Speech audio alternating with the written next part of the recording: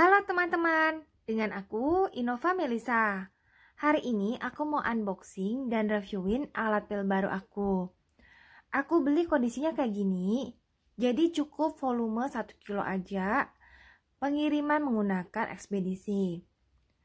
Aku ada di daerah, jadi kalau pengirimannya itu 1 kilo aja, itu sangat menolong dalam meringankan ongkos kirim. Di dalamnya aku dapat 2 lap kayak gini. Terus ada kepalanya kayak gini. Bisa dikeluarin dan dimasukin. Nanti aku peragain juga ya. Ini harganya murah, nggak sampai 100.000, cuma 50.000 berapa gitu. Karena harganya murah, aku jadi penasaran. Terus ternyata bisa dirakit kayak gini biar dia lebih panjang. Ada 2 stick sih. Kita bisa gunain 1 stick, bisa gunain 2 stick, tergantung keperluan kita. Ini ada ulirnya, jadi dimasukin ke sini, terus tinggal diputar aja. Oke, sampai mentok. Terus atasnya juga dipasang. Ini untuk handle-nya. Dimasukin terus diulir juga. Jadi bisa dipasang langsung stick terakhir itu dengan kepalanya, bisa juga dikasih stick tengah kayak gini. Oke, ini bisa dipencet gini untuk buka kepalanya. Jadi aku bilang ini cukup mudah ya dirakitnya. Oke, sekarang aku mau pasang kainnya di bagian ujung kepala. Ada yang perlu diperhatikan pada saat kita masang kainnya ini.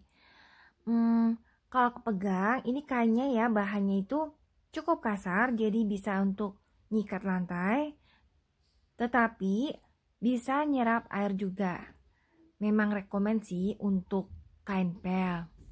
Nah, biasanya kita pasang gini aja, tempelin gitu, tapi sebetulnya ini keliru. Karena nanti akan menyusahkan kita ketika masukin ke kepala untuk meras. Dan ketika kita celupin ke air, nanti dia ambiar. Kita bisa lihat ya nanti. Ada cara yang lebih tepat untuk rakit kain di ujung kepala ini. Kalau rakitnya kayak tadi, hasilnya kayak gini. Begitu dicelupin, dia akan ambiar. Nah, kayak gini. Ternyata di bagian ujungnya itu ada semacam kantong. Kantongnya itu mesti kita selipin ke ujung dari kepala, diselipin kayak gini, jadi dikantongin gitu, supaya nanti dia kencang dan gak ambiar pas lagi dicelupin ke air. Ini perlu kita pasang kayak gini.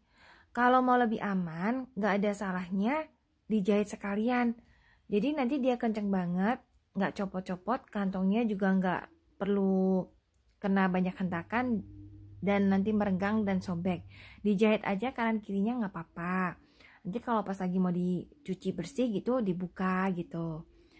Tapi selipin gini aja juga nggak apa-apa kok. Baru dipasang perekatnya di bagian ujung satunya. Nah, dengan seperti ini ketika kita celupin itu dia nggak ambiar, dan pas dimasukin ke ujungnya sini untuk meras itu juga gampang. Kalau kayak tadi itu susah banget. Ini aku masih latihan masukin sini.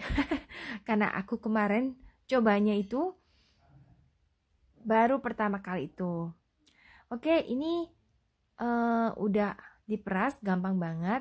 Kalau ini untuk copot kepalanya kayak gini, jadi nggak perlu dipakai untuk meras. Merasnya cuma tinggal ditarik dan dimasukin aja. Ini masukinnya tinggal kayak gini. Untuk awal, aku jujur aja bilang, pertama awal-awal ini masukinnya butuh keterampilan. Jadi awal-awal rasanya susah banget. Tapi ke belakang itu udah biasa dan terasa lebih gampang. Nah, ini perlu dipasang kayak gini, perlu feel-nya dulu, perlu kebiasaannya dulu.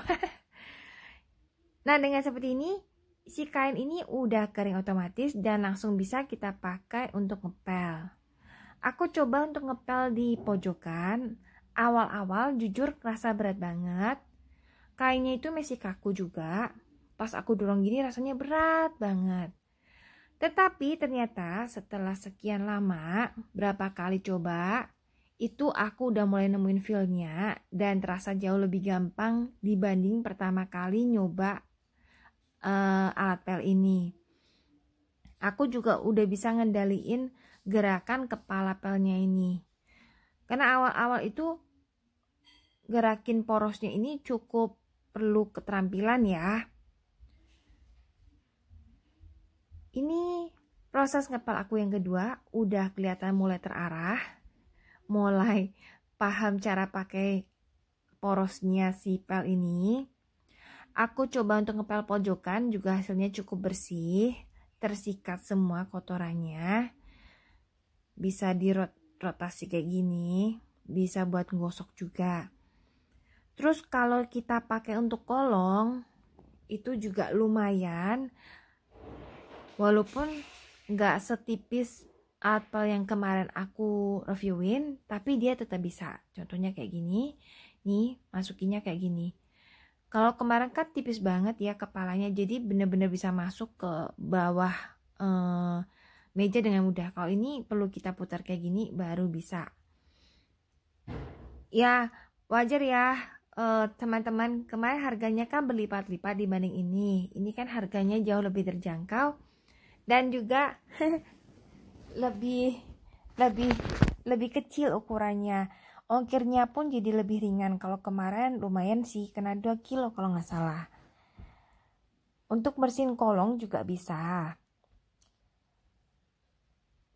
Sekarang mungkin aku coba untuk bersihin tangga ya. Siapa tahu teman-teman juga perlu alat pel yang mudah digunakan di tangga. Tapi sebelumnya aku mau bersihin dulu ujungnya. Aku celupin dulu ke air pel, kemudian aku peras. Di sini mulai kelihatan aku sedikit lebih terampil dibanding sebelumnya. Walaupun masih belajaran. Kalau sekarang sih jauh lebih gampang ya karena udah biasa banget. Awal-awal masukinnya susah banget rasanya. Sekarang udah lebih mudah. Oke, sekarang aku coba di tangga. Teman-teman bisa lihat kayak apa sih saat dipakai di tangga. Nah, ini saat dipakai di tangga, rotasinya cukup oke. Jadi pas dipakai di tangga cukup bantu. Kayak gini. Tapi masih menurut aku ya lebih gampang memang yang alat pel kemarin. Alat pel kemarin lebih gampang diarahin juga rotasinya itu. Ya wajar ya teman-teman, harganya dia 4 kali lipatnya ini. Kalau ini kan lebih ekonomis. Dengan pembiasaan bisa juga kok. Setelah aku coba berapa kali, lumayan juga. Termasuk oke. Dengan harga segitu, kataku malah oke banget. Dibandingkan alat pel yang konvensional yang pakai peras-peras gitu. Ini nggak pakai capek bongkok-bongkok, nggak capek peras-peras, nggak capek cuci alat pel yang kainnya banyak banget gitu. Kalau ini benar-benar simple. Nanti nyuci kainnya juga gampang, karena kan cuma 2 lembar kayak gitu aja ya. Oke, sekian sharing aku. Semoga bermanfaat ya. Sampai ketemu lagi.